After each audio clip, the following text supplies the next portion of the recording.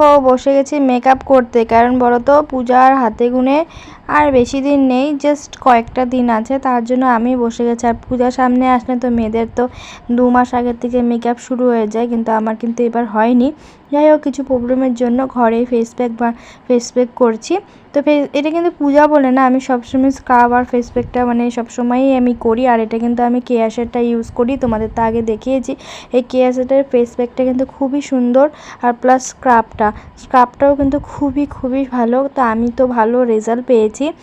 তো যাই হোক, তোমরাও কিন্তু এটা ইউজ করতে পারো। কিন্তু আমি তারপর আমি বসে গেলাম এখানে ফেস প্যাক মুখের মধ্যে তো ভালো করে মেখে নিয়েছি, এখন হাতে গলাতে ভালো করে মেখে নিচ্ছি। আর এই যে তোমাদের আমার মুখের সামনে যে প্রকাশ মানে লাইটটা না আমার মানে আজকে একটু মানে কি প্রবলেম দিচ্ছে, বারবার করে নিভছে জ্বলছে, সেটাই লাইটের প্রবলেম। লাইটের আলোটা মুখের মধ্যে পড়ছে, কেউ কিছু মনে করো না।